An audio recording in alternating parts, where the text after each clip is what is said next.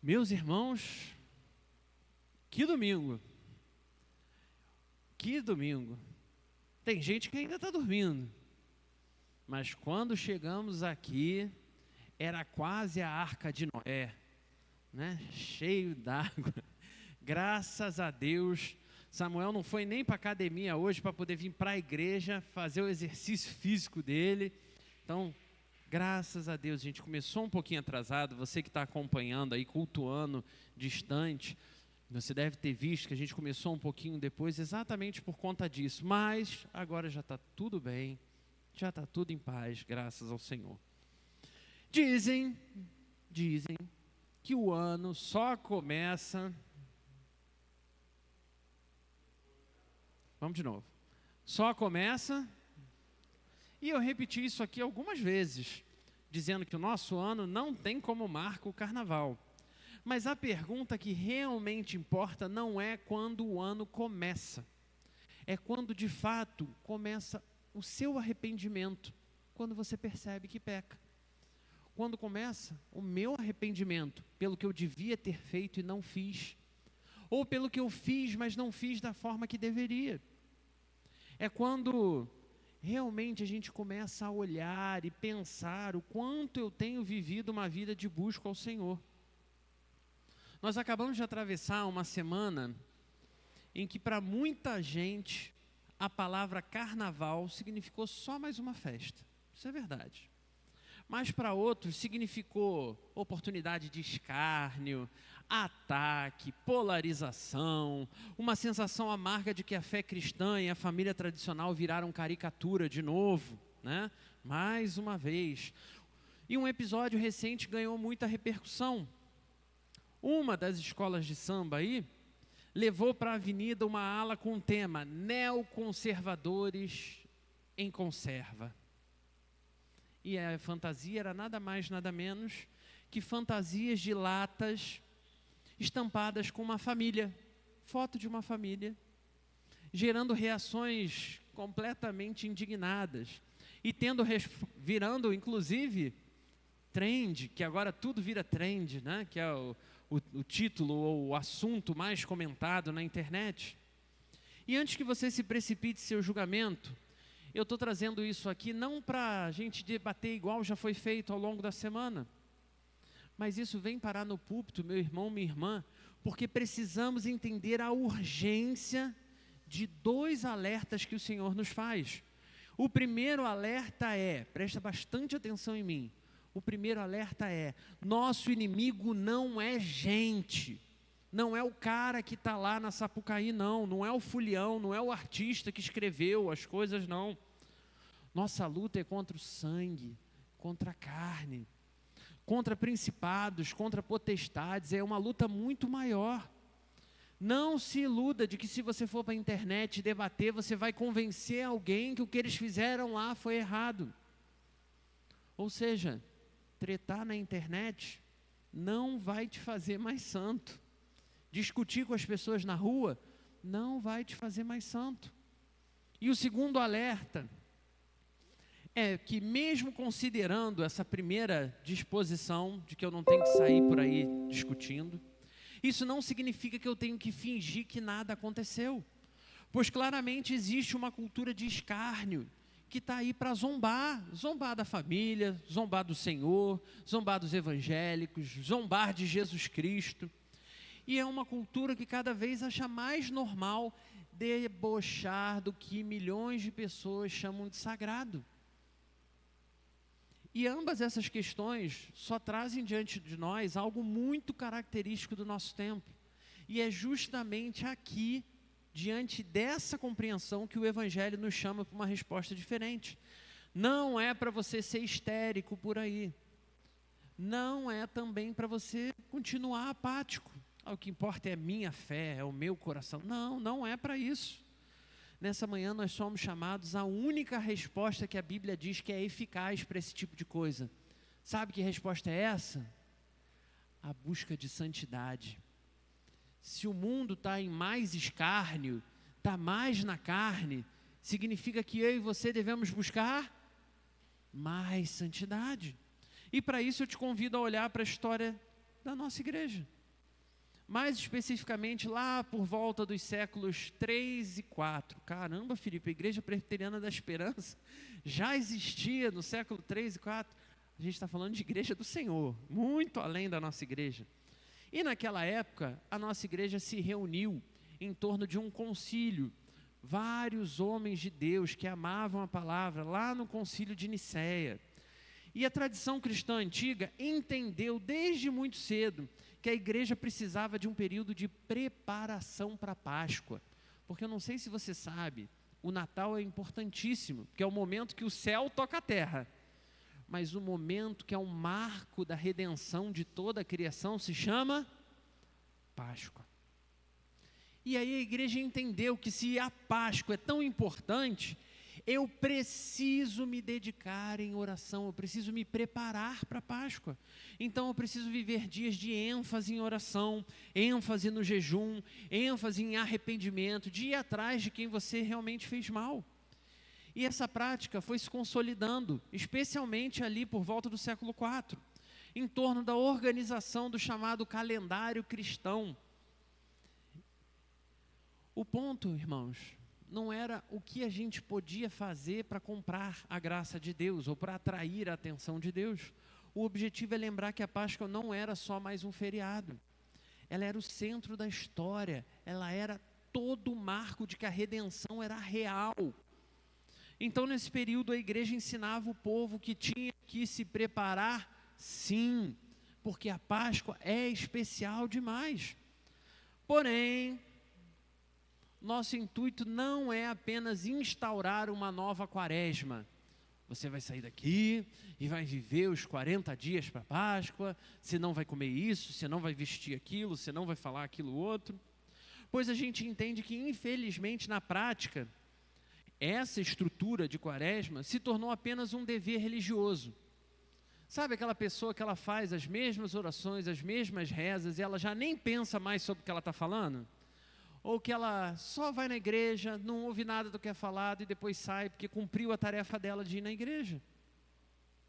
Só como uma forma de amarrar a própria consciência. Como se fosse uma temporada que sugere que certos dias do ano são mais santos do que os outros. Ou ainda, como se essa quaresma fosse um mecanismo de mérito. E esse aqui foi a melhor explicação que eu consegui pensar. Como se fosse possível, com a sua disciplina, com o seu jejum, com a sua oração, a sua leitura bíblica, você comprar algum favor de Deus. Como se o seu débito, com todos os seus pecados, os seus pensamentos, os seus desejos, já não fosse te deixar em dívida muito maior. Então, esse ritmo de santificação que é proposto nesses 40 dias, 46 dias na verdade, achando que a gente está fazendo um serviço especial para Deus, é apenas mais desperdício, irmãos. Desperdício de tempo e desperdício de esforço. Porém, não podemos desprezar as práticas de jejum, de oração, de humilhação mesmo diante do Senhor, rasgando o coração: Senhor, eu sou pó, eu sou nada.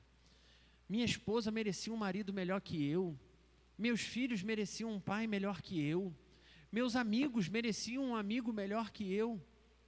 Diversos reformadores ao longo da história, dentre eles o próprio Calvino, sempre reforçavam a necessidade de olhar para o jejum como uma ferramenta pastoral, algo que em momentos de necessidade abençoa as nossas vidas, nos fazendo entender que é preciso precisamos nos arrepender, precisamos realmente suplicar ao Senhor. Gente, é tanta gente crente passando por dificuldade, e aí quando eu pergunto: e aí, como é que você está? Está orando? Ai, Deus tem tanta coisa para fazer, Deus está tão ocupado. Meu irmão, em nome de Jesus, Ele está muito ocupado, Ele tem muita coisa para fazer, mas Ele é extremamente atencioso e cuidadoso com cada oração que é feita. Desde que, de fato, eu e você estejamos dispostos a fazer orações voluntárias, não porque eu sou obrigado. orações e busca de resposta na palavra. Não no vídeo da internet, mas na palavra de Deus. Um coração humilde, que às vezes vai orar e vai dizer: Deus, não sei o que falar. Deus, está tão ruim a situação que eu já não sei nem mais o que eu posso pedir. Não sei que saúde o Senhor pode me dar. Então a nossa posição pode ser dita da seguinte forma, pensando a Quaresma: eu e você, servos do Senhor, devemos buscar a Deus de forma especial como preparação para a Páscoa? Sim, mas não por obrigação litúrgica. Porque são os 40 dias que eu tenho que fazer isso. Mas temos que fazer isso abraçando as disciplinas espirituais que o Senhor nos deu. Buscando sabedoria nele e na sua palavra, discernimento do Santo Espírito.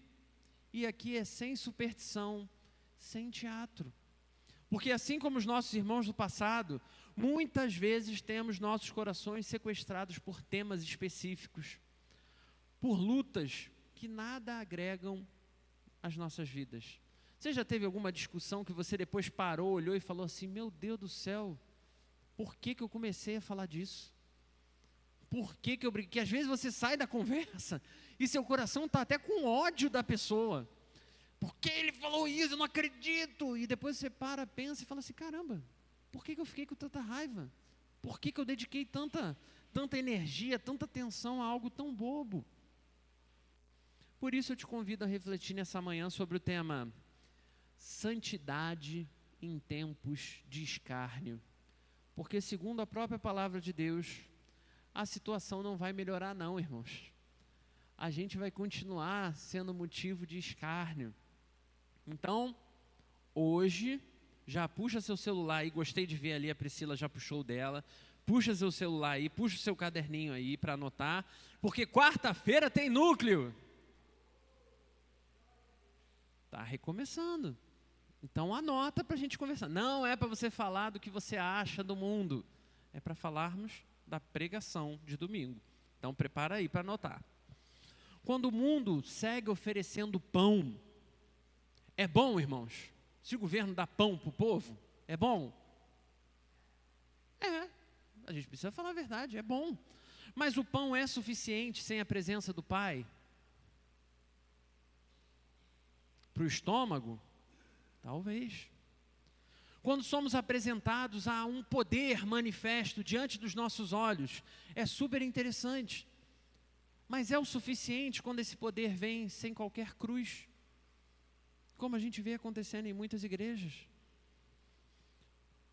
Quando tudo se transforma em espetáculo, até o culto, passando a ser algo sem respeito, sem obediência à palavra, sem foco no que realmente importa. É o próprio Senhor, nosso Senhor Jesus Cristo, que nos convida a caminhar no deserto. Não para a gente abandonar os nossos sonhos, não para a gente abandonar os nossos projetos, mas para Ele mesmo nos forjar nesse caminho de santidade.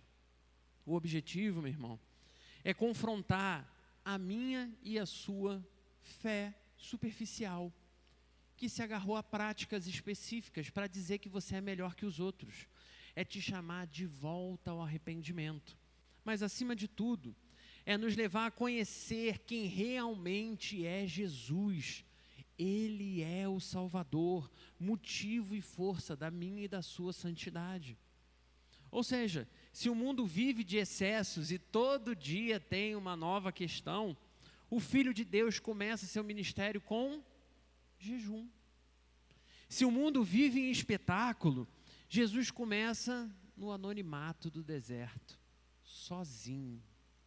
Se o mundo vive de escárnio, Cristo mostra para mim e para você que é tempo de obedecermos, porque obedecer continua sendo melhor que sacrificar.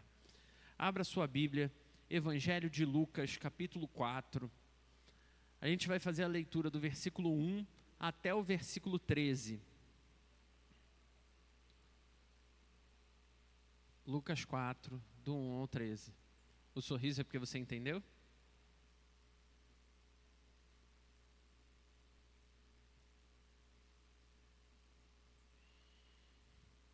e para você poder se concentrar melhor, a melhor leitora que eu conheço.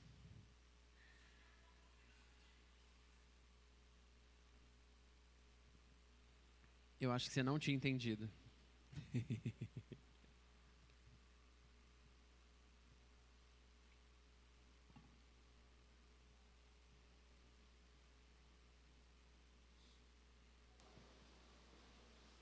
Jesus, cheio do Espírito Santo, voltou do Jordão e foi levado pelo Espírito ao deserto, onde foi tentado pelo diabo durante 40 dias. Não comeu nada durante esses dias, e ao fim deles teve fome. O diabo lhe disse: Se és o Filho de Deus, ordena a essa pedra que se transforme em pão. Jesus respondeu: Está escrito, nem só de pão viverá o homem. Então, o diabo o levou a um lugar alto e mostrou-lhe em um relance todos os reinos do mundo.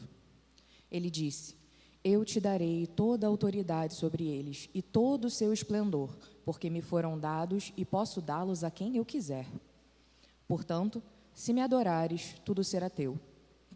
Jesus respondeu: Está escrito, adore ao Senhor, o seu Deus, e só a Ele preste culto.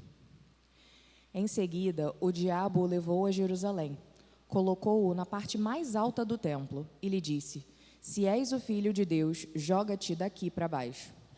Pois está escrito, ele dará ordem aos anjos dele a seu respeito para o guardarem. Com as mãos eles o segurarão, para que você não tropece em alguma pedra. Jesus respondeu: Dito está, não ponha à prova o Senhor, o seu Deus.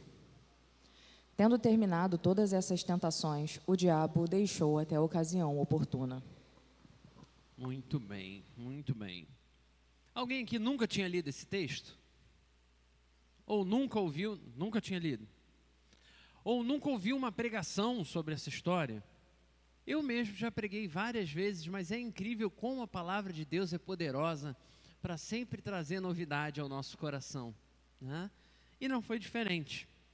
Eu quero te convidar a olhar para essa palavra, pensando um detalhe logo no início do texto. Olha aí para a sua Bíblia. Começa assim: Jesus, cheio do Espírito Santo, foi levado para onde? Para onde? Então quem levou Jesus para o deserto? Não foi o diabo, não? E por que o Espírito Santo foi levar logo para o deserto? Tanto lugar melhor para levar? Para um ar-condicionado, uma água de coco, na beira da praia, com uma rede, para Jesus descansar um pouco. A gente já precisa começar entendendo, irmãos, algo que quebra muito da nossa lógica. Deserto não é acidente, não é por acaso. O Espírito Santo não olha para a sua vida e fala assim: acho que eu vou levar a Sandra para um problema. Acho que eu vou botar uma dificuldade aqui na vida da Rosa. Não é assim que acontece, meu irmão, minha irmã. Nada na nossa história é por acaso. Muito menos se a gente for ficar olhando achando que tudo que é difícil é castigo. Porque muitas vezes é isso que o nosso coração, não é nem o que vão dizer para a gente. O nosso próprio coração vai dizer isso. Está difícil porque você pecou. Está difícil porque você errou. Quando voltamos nossos olhos para o Evangelho de Lucas, a gente percebe que ele é cauteloso ao descrever como essa luta que acontece lá no deserto é fruto da condução do próprio Espírito Santo, cuidando, forjando, edificando. Isso já confronta esse nosso erro comum, achar que prova, que dificuldade, que luta significa ausência de Deus, porque não é.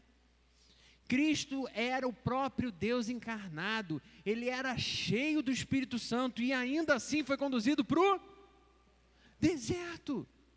O deserto não é lugar onde Deus te esquece, onde Ele te leva e fala: agora é contigo, suporta aí, tipo esses programas, né? 40 dias em tal lugar, sozinho, sem comida, não sei. Não é isso.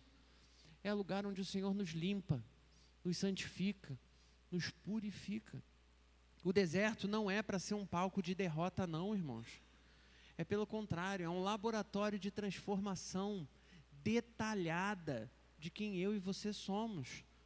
Não é abandono do Senhor. É como a gente já falou outras vezes aqui, é um ambiente de forja nas mãos do próprio Deus. Porque o que forjou o caráter de Cristo não foram as tentações do inimigo, foi a sustentação do Espírito Santo. E é ali no deserto que a gente vê então descrito 3 situações em que o nosso Senhor foi tentado e que a gente acabou de ler. Em cada uma dessas tentações, eu e você vamos encontrar na reflexão dessa manhã possíveis atalhos que evitariam a cruz. Possíveis atalhos que facilitariam muito a sua vida e a sua história, mas que te levariam para longe do plano de Deus para você. E se tem algo que o diabo é específico, treinado para repetir e fazer, é usar a mesma estratégia. E ele vai continuar usando até o fim dos tempos, contra mim e contra você, porque são estratégias que atraem o nosso coração. Se você presta atenção, você vai ver, ele usou o fato de Jesus estar naquele deserto. Ele não foi tentar Jesus quando ele estava entre os discípulos, ele não foi tentar Jesus quando ele estava curando gente, ele foi tentar Jesus em que momento?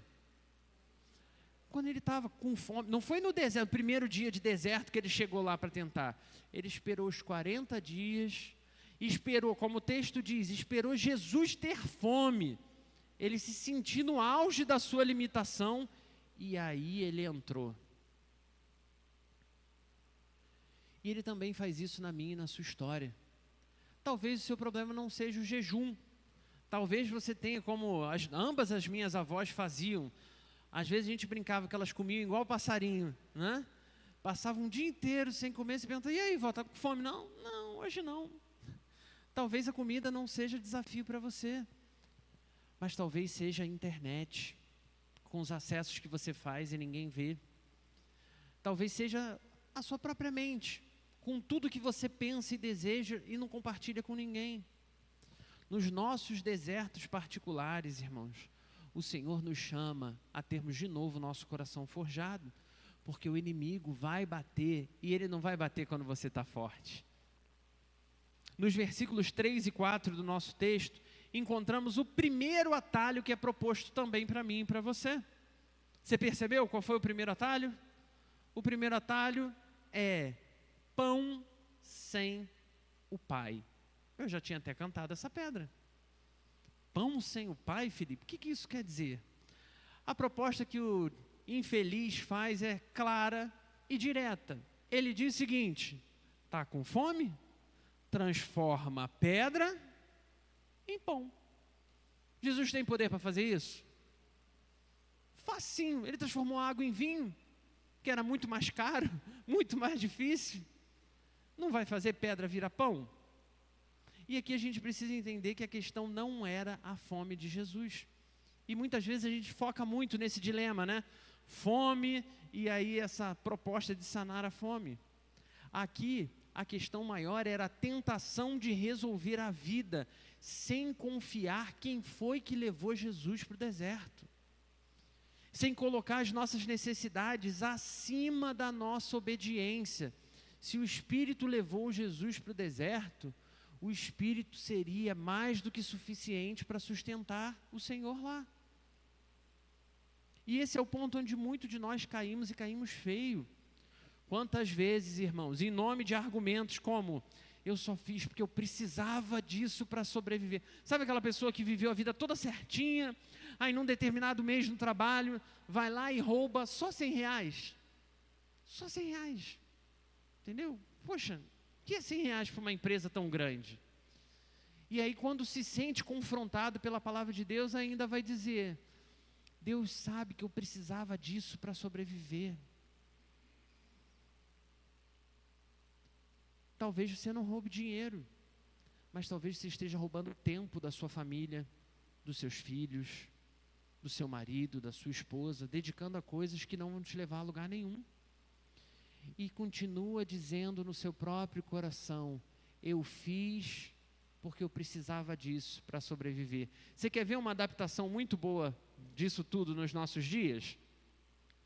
Quando você não tem dinheiro, e essa aqui Vou confessar que essa aqui é uma luta minha. Você está trabalhando, correndo, suando para pagar suas contas, para deixar tudo direitinho.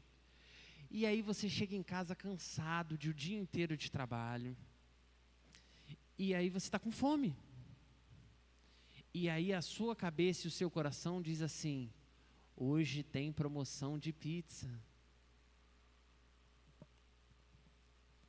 E aí você pensa: mas eu não posso ficar gastando dinheiro com isso, eu tenho comida em casa, só vou fazer um arrozinho ali, uma coisa, já está tudo meio encaminhado.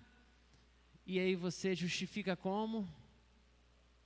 Eu mereço. Eu trabalho tanto. Eu me dedico tanto. Eu faço tanto.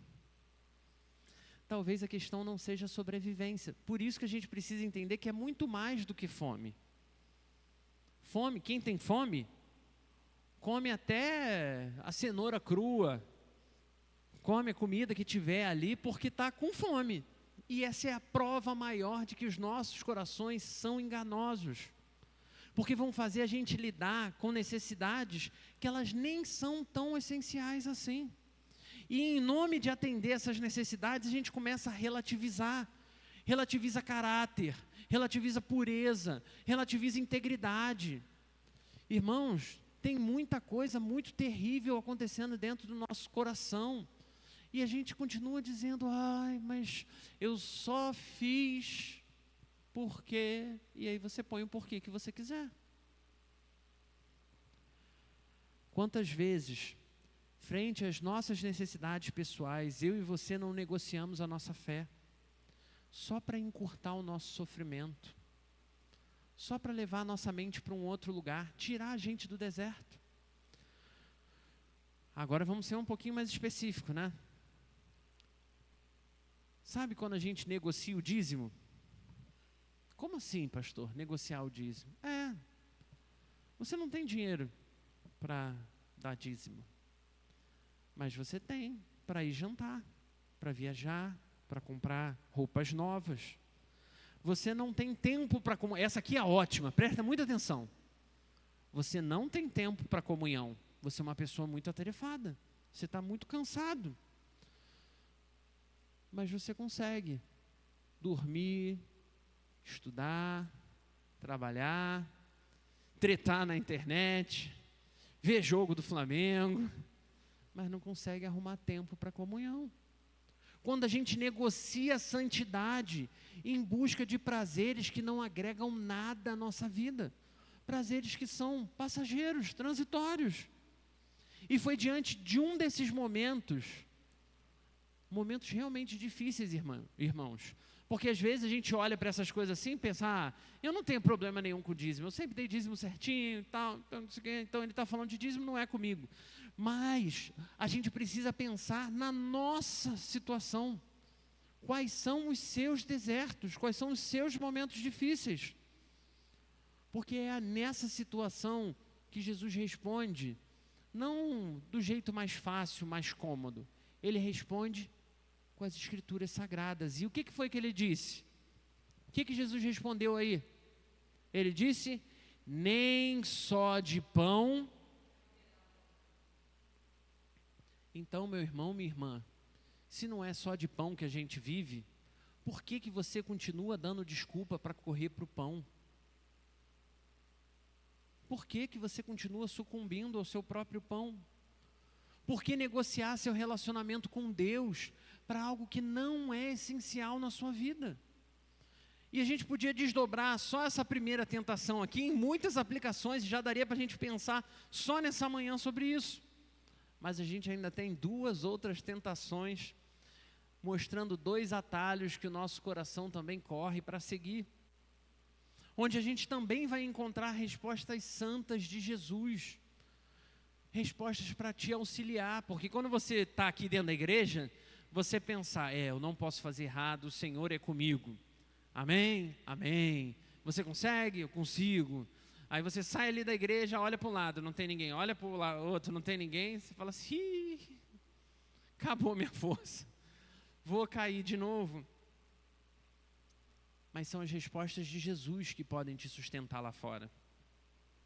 E aqui a gente começa a ver que a compreensão que Lucas está trazendo para nós vai dando mais corpo, mais solidez para a nossa fé. Então a gente começa a mexer com o nosso próprio senso de poder e autoridade. Olha aí, versículos 5 a 8. Porque são nesses versículos que a gente vai encontrar o segundo atalho. Dá uma olhadinha rapidinho aí. Vê se você encontra qual é o segundo atalho. Olhou? Encontrou? Qual é o segundo atalho? Sabe qual é? Reino. Mas reino sem cruz. Olha como ele é miserável. Presta atenção, meu irmão. Esse cara é muito ardiloso. Ele pega e ele diz: eu te dou autoridade. Se fizer o quê? Se me adorares. Ou seja, aqui a gente está falando de poder, influência, domínio, autoridade. Porém, ele está insinuando que ele vai entregar tudo isso, que já é prometido tudo isso para o Senhor. Só que sem precisar de cruz. É tipo ele dizendo: você sabe essas promessas aqui que o Pai tem para você? De uma nova vida, de senhorio, de viver sem a influência do pecado e do mal. Sabe todas essas promessas que Deus tem para você? Eu posso te dar sem você ter que passar aperto, sem você ter que passar por dificuldade, sem ter que encarar a cruz. Era um jeito muito mais cômodo de atingir resultados muito parecidos. Poder. Que coisa estranha é o poder, irmãos. Tem um ditado popular que ajuda a gente a pensar muito bem sobre isso. Ele diz assim: se você quer saber quem a pessoa é de verdade, o que você tem que fazer? Dá poder a ela. E a ideia aqui é simples. Porque o poder, ele não transforma o coração de ninguém. Mas ele acaba funcionando como um holofote moral. Ele não cria o caráter, mas ele revela o que já estava lá e ninguém percebia. Existe também uma frase atribuída ao presidente americano Abraham Lincoln, que é muito citada. E aí, como muitas dessas frases muito antigas, ninguém consegue dizer se realmente é dessa pessoa. Mas supostamente ele teria dito o seguinte: quase todos os homens suportam a adversidade. Mas se você quer testar o caráter de um homem, só existe uma forma de fazê-lo: dê a ele poder. E de novo a questão é simples. O nosso coração ama mandar. Quer ver um excelente exemplo disso? Tem um vídeo antigo da internet que estão pai, mãe e filhinha. E aí cai um negócio no chão, e aí não dá para ouvir no vídeo, a mãe fala alguma coisa, o pai vai lá e pega. A filhinha olha, pega a chupeta, tira da boca, joga, vira para o pai e fala: pega.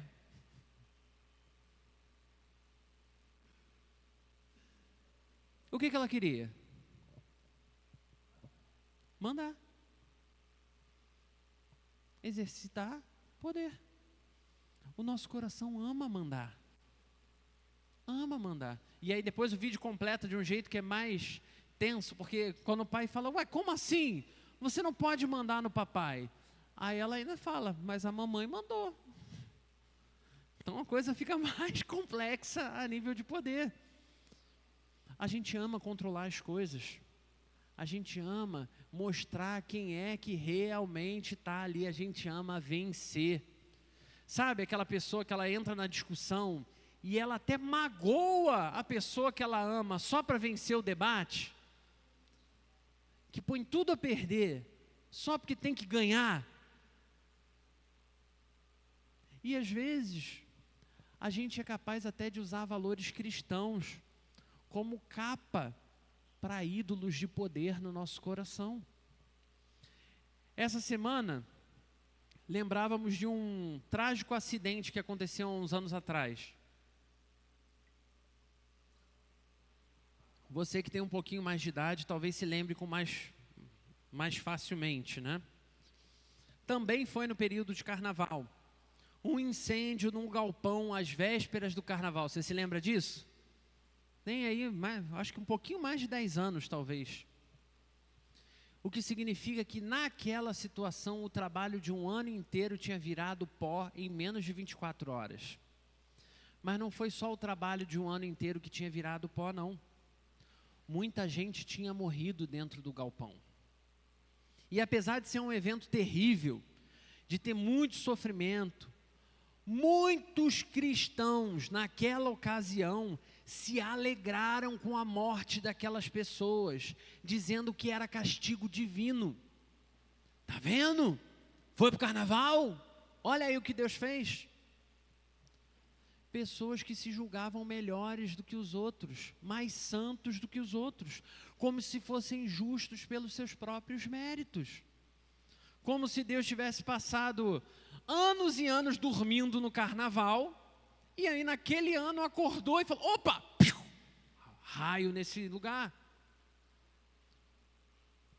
Diante de atalhos como esse, Jesus continua respondendo, meu irmão, minha irmã, para mim e para você, para os nossos corações. Somente ao Senhor teu Deus adorarás. Ou seja, você também não é melhor do que ninguém. É a ideia, meu irmão, minha irmã, é a convicção de que no Senhor deve estar a nossa adoração, no Senhor deve estar a nossa alegria. A gente tem que lutar todos os dias contra esse sentimento do nosso coração, que nos faz entender que a gente é melhor porque veio para a igreja de manhã, que a gente é melhor porque faz algo ou deixa de fazer algo. É o próprio Jesus que vai dizer, enquanto Senhor do universo, todo-poderoso, Ele se ajoelha para lavar pé sujo de discípulo, cara. Tu tem noção do que esse gesto significa? Se o Senhor foi capaz de fazer isso, quem sou eu para me achar superior a quem está lá fora? Quem sou eu para me julgar mais espiritual, mais santo, melhor do que qualquer outra pessoa? E talvez em seu coração você esteja tomando esse atalho, porque é facinho fazer isso, mas continua sendo um atalho oferecido pelo inimigo das nossas almas. Eu não sou bom, você não é bom, e nas palavras do próprio Jesus, quem é o único bom? O Pai, Ele é o único bom.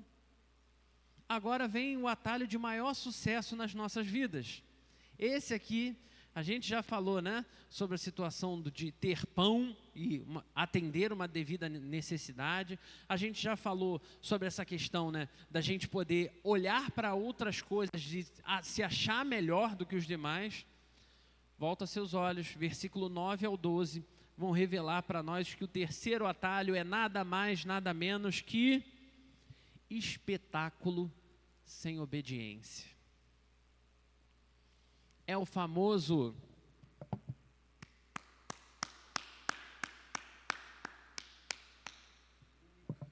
muito bom, caramba, você é muito bom, você é muito boa, reconhecimento. Momento de tensão, vamos voltar para a cena do texto bíblico. Jesus e o inimigo estão lá em cima do pináculo, lá em cima, um ponto mais alto. A sugestão clara, pula que Deus te segura, nada além disso, pode pular. E o problema desse atalho é porque se a gente para refletir sobre o que está dito ali, é verdade, ele não mentiu. Não mentiu. As propostas do inimigo envolviam coisas que Deus tem poder para fazer, autoridade para fazer. Então o problema não era se viria alguém para socorrer Jesus. O problema desse atalho é a tentação, meu irmão, minha irmã, do meu e do seu coração de transformarmos Deus em um funcionário do nosso show particular.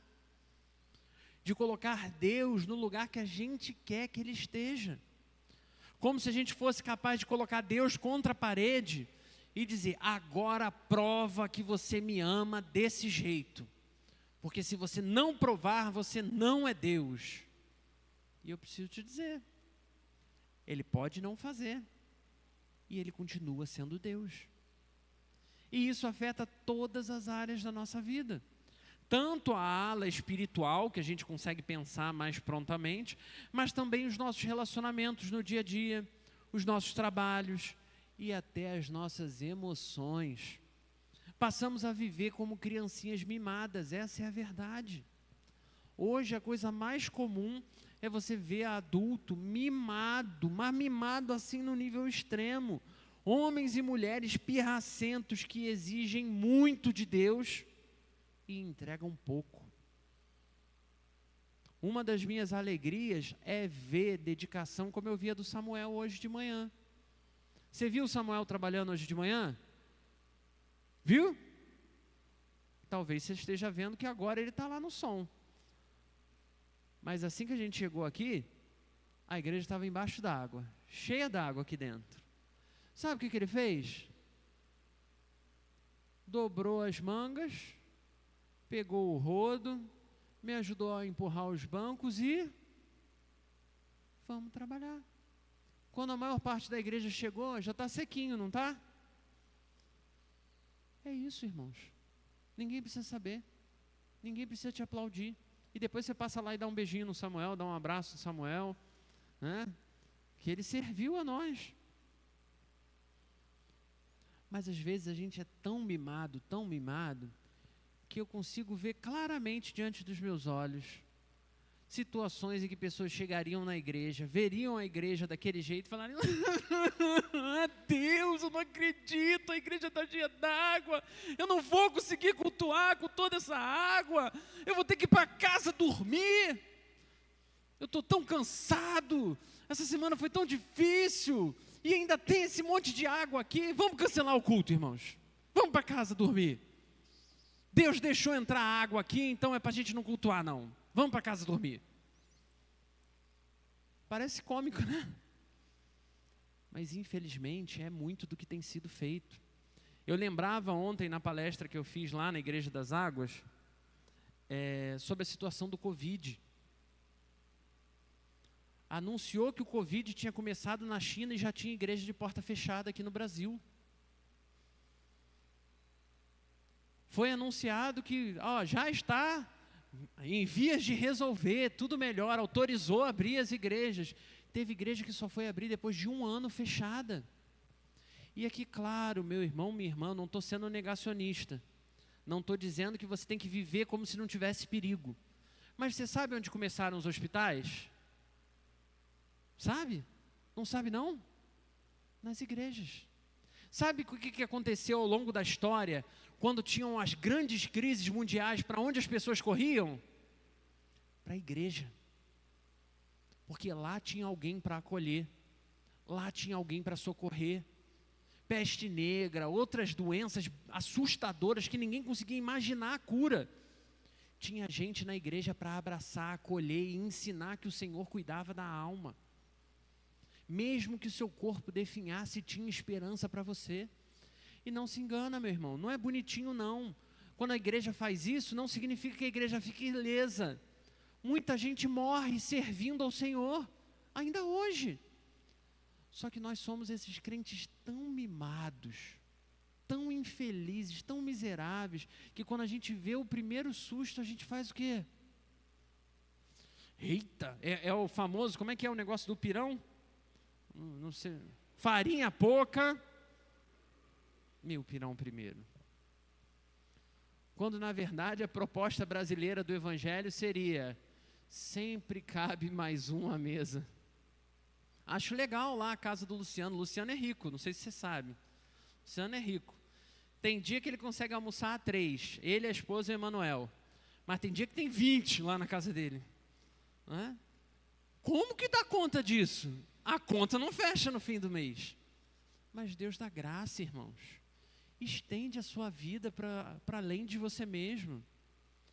Nós precisamos sair desse lugar de reclamar, pedir, exigir de Deus, e na hora de servir, na hora de se dedicar, na hora de fazer pelo outro, de fazer pelo Senhor, de fazer pelo reino, fica dando desculpa. E começamos a atrasar até mesmo as nossas experiências espirituais, fazendo com que elas pareçam apenas padrões pré-estabelecidos por nós mesmos. Sabe aquela pessoa que ela começa, vai num culto, vai em 2, vai em 3, vai em 4, aí no coração e na cabeça dela ela diz, agora vai, agora eu estou com o Senhor, estou indo todo domingo, tá bonitinho, aí acontece alguma coisa, não vai no domingo, e fala assim, ai Senhor, nunca mais vou conseguir ser crente, ai, perdi tudo, já era. Quem colocou esse padrão foi você, não foi Jesus. Começa de novo. Vamos tentar de novo. É crente que continua buscando em todo dia, em todo lugar, sentir o arrepio, a presença, o fogo. Mas quando a fé é realmente testada, não sabe o que responder. Porque passou a viver uma fé apenas de performance. Quando o crente passa a viver viciado em sinais e sensações, e deixa de entender que o Evangelho é um contínuo exercício de arrependimento, um exercício de obediência.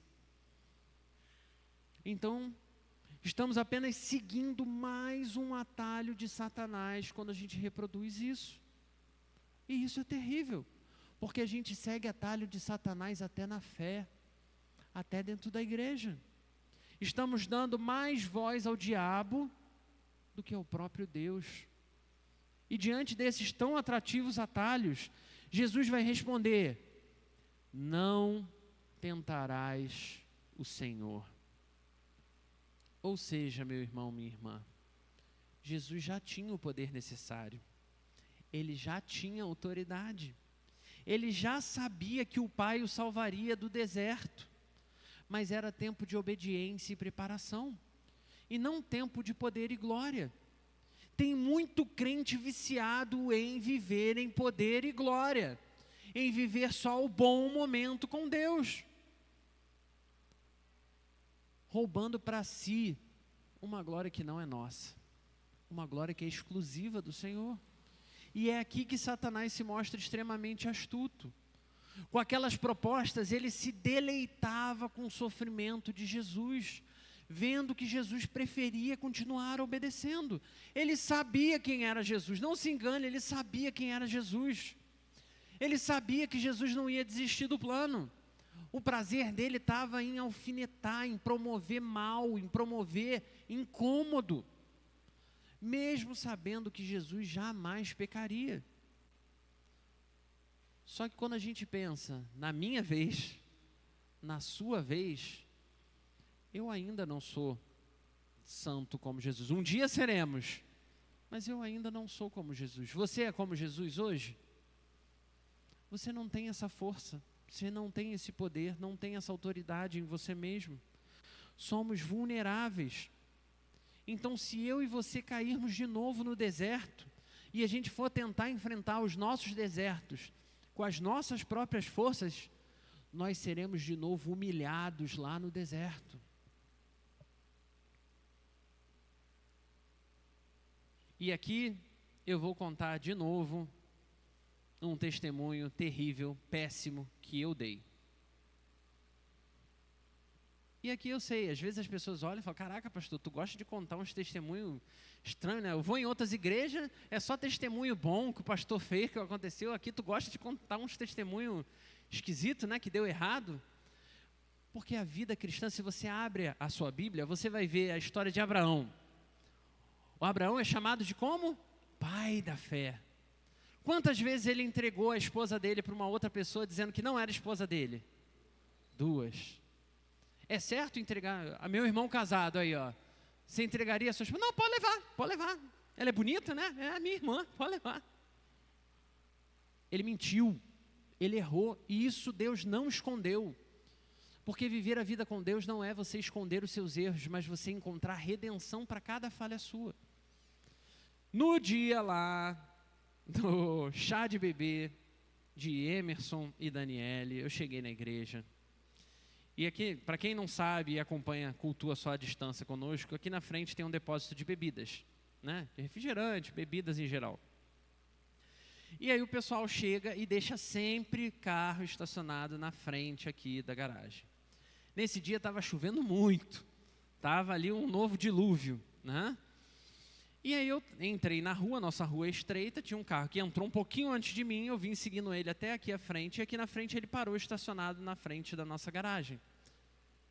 Ah, sei, não, mas isso aí é um detalhe. E ele parou, estacionou na frente da nossa garagem, estava chovendo muito, eu buzinei. E aí ele viu que eu estava querendo entrar na garagem, e aí eu pedi para ele, pode botar lá dentro da garagem da igreja, porque estava aberto já o portão, né? Eu falei, pode entrar, deixa lá dentro. Ele entrou no carro, e aí da forma mais estúpida possível, ele deu ré. E aí, se eu estava com o carro atrás, o que aconteceu? Bateu no meu carro. O que você acha que eu fiz? Eu saí do carro e falei, digníssimo Senhor, para a glória de Deus, não permaneça fazendo essas besteiras no trânsito. Deus tem novidade de vida para a sua vida. Quem acha que eu fiz isso? Caraca, aí, tu leva muita fé em mim, irmão. Esse dia, meu irmão, minha irmã, a gente tinha vindo de uma outra programação. Eu estava morrendo de dor de cabeça. Tanto que eu nem fiquei depois para a hora, né, dos comes e bebes. Eu já cheguei aqui passando muito mal. Tinha pedido para o cara sair, estava chovendo, um monte de problema. O cara bate no carro, sabe o que eu fiz? Eu saí do carro furioso, chovendo pra caramba, e eu parti para cima do homem furioso. E eu falei meia dúzia de palavras muito bonitas para ele. Foi tão bonita que ele virou para mim e falou, tudo bem, eu pago. O que vai precisar aí? Eu pago. Né? A única coisa que eu consegui ouvir foi bem lá no fundo, a voz da minha esposa, falando assim, você é o pastor, estamos na frente da igreja. Bem, sabe quando você vê aquela coisa, bem assim, né? Foi bonito o que eu fiz? Foi certo o que eu fiz? É exatamente isso que acontece, meu irmão, minha irmã. Essas ocasiões, elas são onde o nosso coração mostra o nosso estado natural. É isso que você pode esperar de mim. É isso que você pode esperar de você mesmo na sua força. Não é quando você sai do culto e o culto foi excelente, você está ali conectado com Deus e tudo está maravilhoso, porque aí vem um problema e aí você é capaz de dizer facilmente, glória ao Senhor, vai ser difícil, mas vamos passar em nome de Jesus. A questão é quando a gente está realmente no nosso deserto, no nosso problema, no auge da nossa humilhação ali. É ali que a gente precisa encontrar a graça do Senhor. Não para dizer que você vai vencer sempre no deserto, mas para te dar santidade suficiente para entender quem você é. Para lembrar ao seu coração quem você é. Porque é muito fácil, meu irmão, minha irmã, você sair daqui dessa manhã e de tudo que eu falei, você sair com a seguinte lembrança, pastor Felipe é brabo, rapaz, eu não quero brigar com ele não, porque isso não vai mudar nada na sua vida, mas é você ser convidado pelo Espírito Santo a olhar que mesmo as pessoas que a gente pode ter a maior admiração, elas continuam precisando da graça do Senhor. Deserto é lugar onde eu e você sempre seremos humilhados nas nossas próprias forças. Mas, conduzidos pelo Espírito Santo, sustentados pelo poder e pela autoridade de Cristo, aí, meu irmão, poderemos sair de qualquer deserto como mais que vencedores. naquela minha situação ali, a prova cabal de que o Espírito Santo agiu foi a reação da outra pessoa. Hoje em dia, por muito menos as pessoas sacam uma arma e dão um tiro. Eu tenho quase 2 metros. Se eu tivesse o tamanho e a magreza do outro motorista e eu tivesse armado, vendo um homem de quase 2 metros vindo furioso para cima de mim, o que eu tinha feito? Perdão, Senhor, por esse assassinato que cometerei agora, em nome de Jesus, amém. Pô! Brincadeira, tá, irmãos? É a gente entender, de verdade, que é só pela graça. E a graça que me mostrou quem eu era, também atuou me preservando naquela situação e me ajudando a conversar e resolver com o homem. E depois pedir desculpa para ele. Pedir perdão para ele. E ele ainda depois falou, Deus te abençoe, bom culto. E atravessou para comprar a cervejinha dele. É entender qual é o nosso lugar.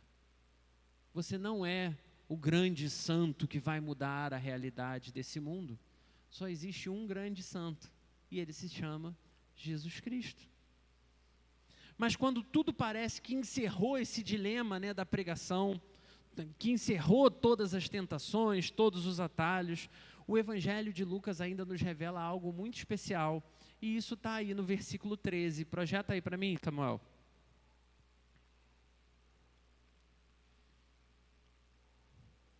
Naquela ocasião, aí, presta bastante atenção. Tendo terminado todas essas tentações, o diabo o deixou e foi embora para sempre.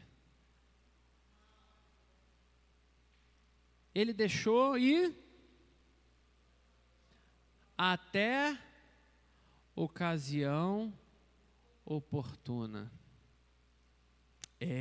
Meu irmão. Isso significa que tem vários momentos da nossa vida que o inimigo recua. A graça nos alcança, Deus nos resgata, mas o inimigo não desiste de cumprir o papel dele.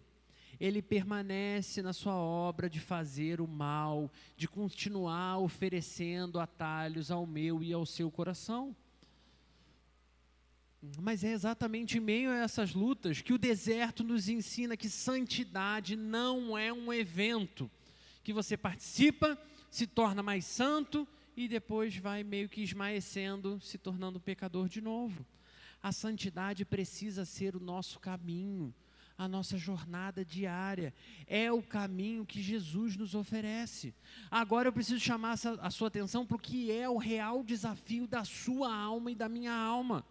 Porque nesse texto, se a gente lê, reflete, se dedica a entender, Jesus tinha passado 40 dias no deserto.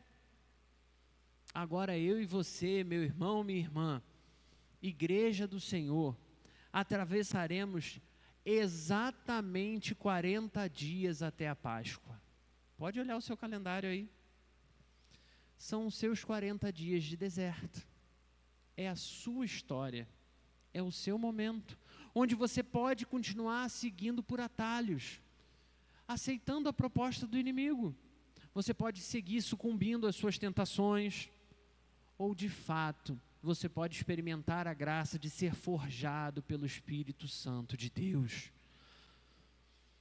Porque agora você sabe que deserto não é abandono, mas é a própria obra de ação do Senhor sobre o seu coração. A Bíblia inteira vai trazer, se você gosta dessas coisas, né, de como Deus amarra tudo bonitinho, você pode perceber que a Bíblia inteira usa esse número 40 como tempos de preparação. Foi assim no dilúvio, foi assim com Moisés, foi assim com Elias, e foi assim no texto de hoje, com Jesus Cristo. Então, como você pretende viver os seus próximos 40 dias? Como você vai lidar com o seu coração? Pois o intuito dessa pregação era sim poder estimular cada um de nós a escolher, a se recolher um pouco mais, dedicar um tempo ao Senhor, buscar reduzir os ruídos, buscar reduzir o tempo que a gente dedica a outras coisas, para você poder se aprofundar um pouquinho mais na palavra. E eu não estou falando aqui de separar 4 horas do seu dia para ler a Bíblia e orar, não.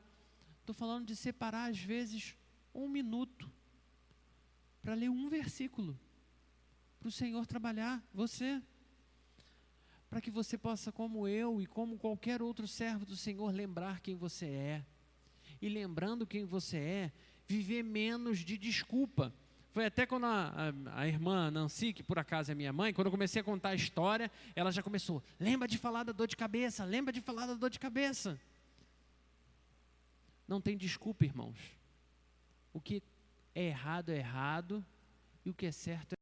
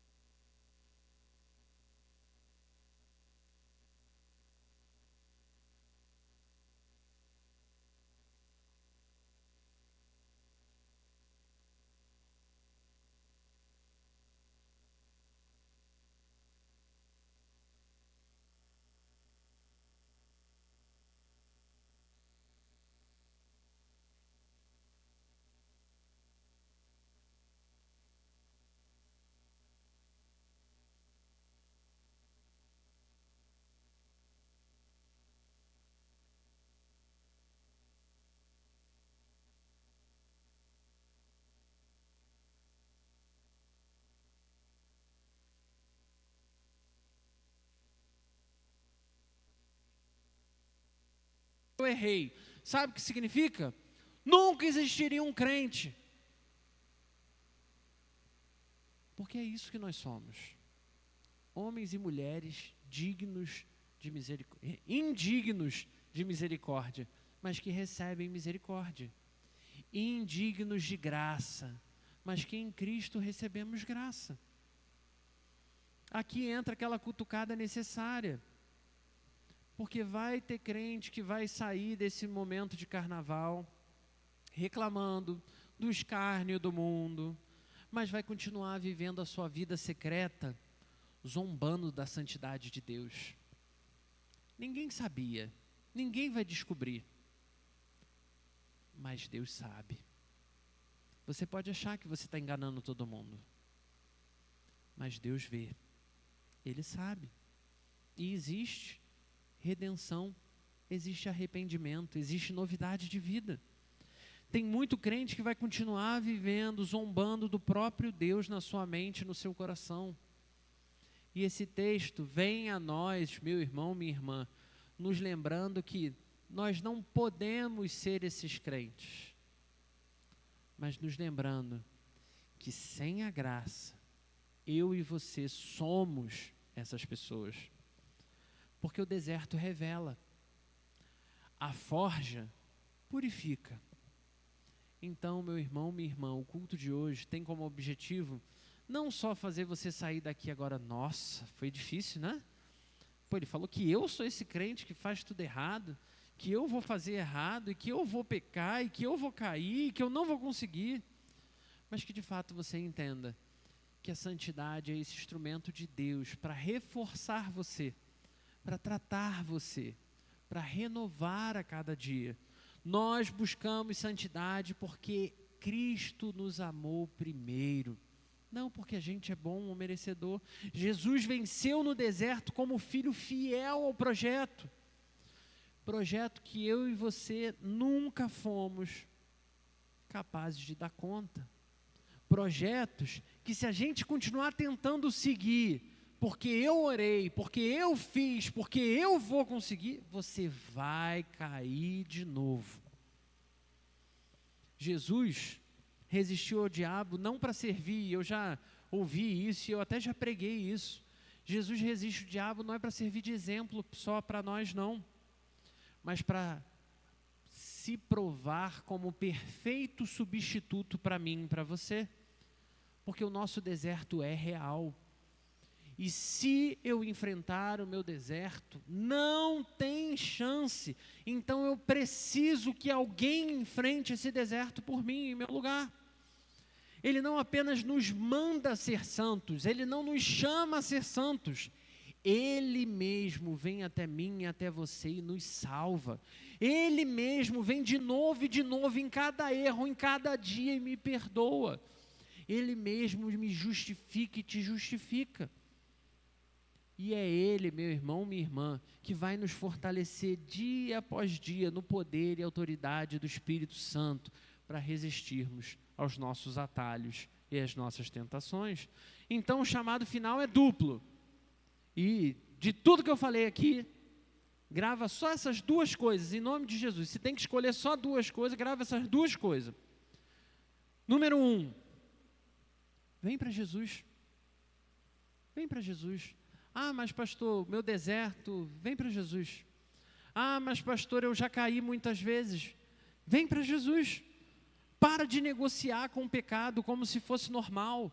Para de dar desculpa. Ah, eu não posso vir para Jesus por causa da bebida, da comida, da sei lá o quê. Para de dar desculpa. Vem para Jesus. Qual é a primeira coisa que você vai sair daqui certo, se lembrando a semana inteira? Vem para Jesus. Segunda coisa, lembre-se que o deserto vai vir. E para sobreviver ao deserto, existem algumas ferramentas para a gente dar conta. Porque a gente repetiu aqui um monte de vezes que sozinho não dá, né?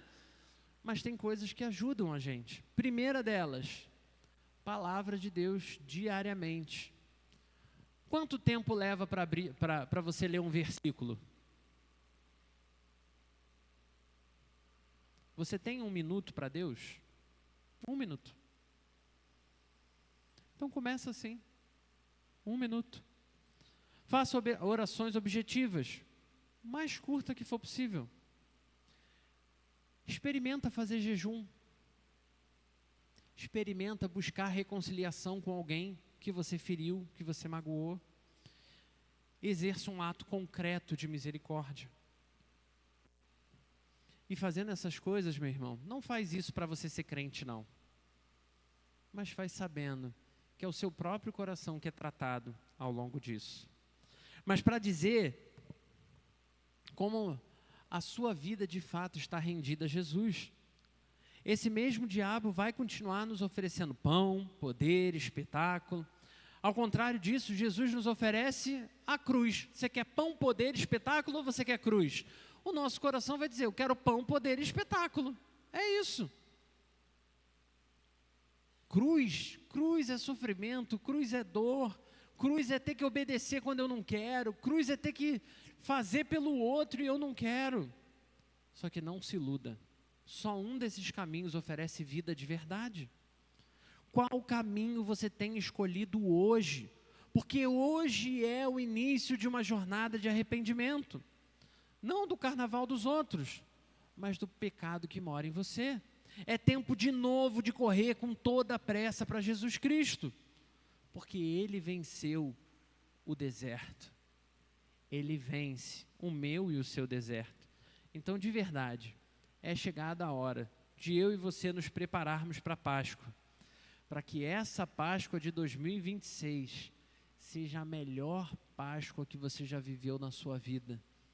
O que você precisa fazer para isso? Busque santidade. E o Senhor vai se revelar de forma especial para você. Convido você a fechar os seus olhos. Vamos orar. Deus, tem sido difícil viver nesse mundo, Senhor. E aqui eu não quero ser mais um crente mimado, mas são tantas coisas para roubar a nossa atenção, roubar a nossa paz. Tantos debates, Senhor, que deixam o nosso coração acalorado, fazem a gente perder, Senhor, as referências e ofender os outros. Deus, tem misericórdia de nós. Senhor, acabamos de, olhando para o Evangelho de Lucas, lembrar o quão falhos e miseráveis nós somos. O quanto nós somos inaptos, Senhor, a sobreviver ao deserto. Deserto que a gente vai ser obrigado a passar ainda muitas vezes. Mas, Senhor, acima de tudo, nós temos no Senhor o nosso substituto.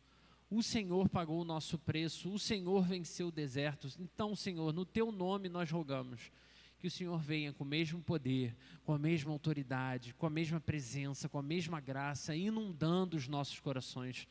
Que seja o Teu Espírito, Senhor, a forjar cada detalhe íntimo da nossa mente, para que de fato, Senhor, ao enfrentar os nossos desafios, as nossas lutas, nós possamos recorrer sempre ao Senhor, que seja sempre o Senhor, e que nesses 40 dias, Senhor, de preparação para a Páscoa, seja a oportunidade de encontrarmos no Senhor, mais uma vez, novidade de vida, que só o Senhor tem para oferecer. Dá-nos, Senhor, essa gloriosa manifestação da Tua ação no nosso meio, em nome de Jesus. Amém.